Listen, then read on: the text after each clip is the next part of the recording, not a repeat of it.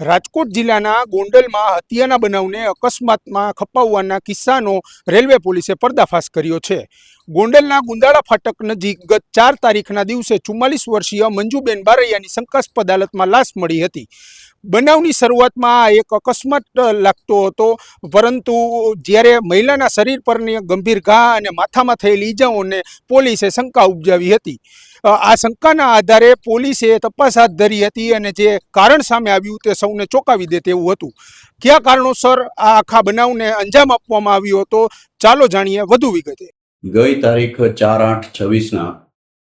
વહેલી સવારે ગુંદાળા ફાટક ગોંડલ પાસે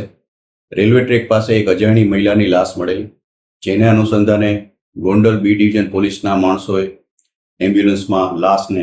ગોંડલ સિવિલ હોસ્પિટલમાં લઈ ગયેલા હતા. જે હદ વિસ્તાર ખરેખર રાજકોટ રેલવે પોલીસ સ્ટેશન વિસ્તારનો હતો, જેથી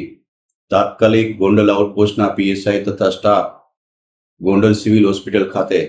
જતા ત્યાં તાત્કાલિક મરનાર બેનની ઓળખ કરાવી. મરનાર બેનનું નામ મંજુબેન, વાઇફ ઓફ વિનુભાઈ બારૈયા, ઉંમર વર્ષ 44ના, પોતે ગોંડલ ઓરાકોટડા રોડ ઉપર રહેતા હોય, જેની ઓળખ થતા તાત્કાલિક એડીનો બનાવ જાહેર કરી, જેને અનુસંધાને મહિલા બેનનું ઇન્ક્વેસ્ટ પંચનામું કરતા જેમાં તેના માથાના ભાગે તથા બંને હાથમાં ઈજાઓ થયેલ હોય, જે શંકાસ્પદ જણાતા તાત્કાલિક રાજકોટ ફોરેન્સિક વિભાગ સિવિલ હોસ્પિટલ ખાતે તેનું પીએમ કરાવવામાં આવેલ બાદ આ બાબતે એસપી સાહેબની સૂચના આધારે બનાવના મૂળ સુધી પહોંચવું ખૂબ જરૂરી હોય, જેથી રાજકોટ રેલવે પોલીસ સ્ટેશનના પીએસઆઈ વાળા તથા પીએસઆઈ જાડેજાની અલગ અલગ ટીમો બનાવી ડી સ્ટાફને સદરુ બેનના રહેણાંક મકાન તથા ગોંડલ રેલવે સ્ટેશન આજુબાજુના વિસ્તારમાં જ્યાંથી બહેનની લાશ મળેલી તે વિસ્તારમાં કેમેરા ચેક કરવા માટે બનાવેલી ટીમ, જેને અનુસંધાને આગલી રાતે સદરુ બેનની સાથે એક અજાણ્યો ઈસમ જોવામાં આવેલો, જેથી તાત્કાલિક બેનના પરિવારમાં તેની જે દીકરી છે પાયલબેન, તેમને આ બાબતે પૂછતા તેમણે એવી વાત કરેલી કે આ જે ઈસમ છે એનું નામ પ્રકાશ કિશોરભાઈ સોલંકી, જે ભગવતપુરા ગોંડલનો રહેવાસી છે અને છેલ્લા 2-3 વર્ષથી સદરુબેન મંજુબેન સાથે તેને પ્રેમ સંબંધ છે. મંજુબેન પોતે પોતાના પતિથી અલગ રહે છે, એકલવાયુ જીવન જીવે છે અને ઘણા સમયથી આ પ્રકાશ સાથે તેને ઝઘડાઓ પણ થાય છે. જે લગ્નના દબાણ બાબતે આ બેન પ્રકાશ સાથે ઝઘડાઓ કરતા હોય છે, જેને અનુસંધાને તાત્કાલિક ટીમોને પ્રકાશને શોધી કાઢવા માટે મોકલવામાં આવે, જેથી ગોંડલ બી ડિવિઝન પોલીસ સ્ટેશનના સ્ટાફને સાથે રાખી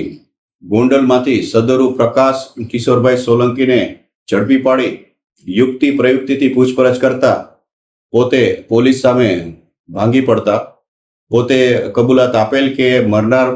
મંજુબેન સાથે પોતાના પ્રેમ સંબંધ છે અને અવારનવાર એ બાબતે લગ્ન બાબતે ઝઘડા એને થતા હોય, જેથી એનાથી કંટાળી ગઈ રાતે પણ ગોંડલના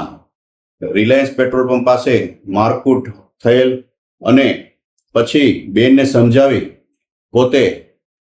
રેલવે ટ્રેક બાજુ આવતા જ્યારે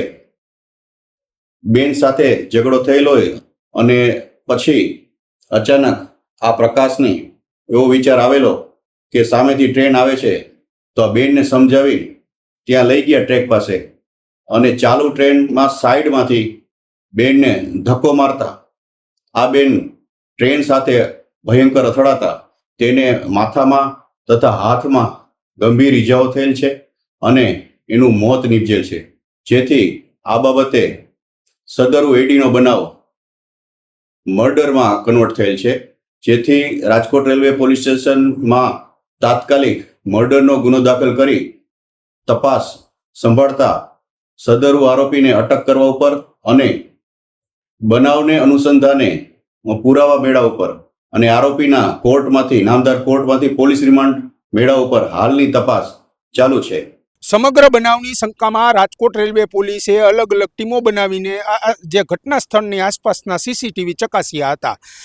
જેમાં મૃતક અને પ્રકાશ સોલંકી નામનો જે આરોપી છે તે સાથે જોવા મળ્યા હતા. પોલીસ દ્વારા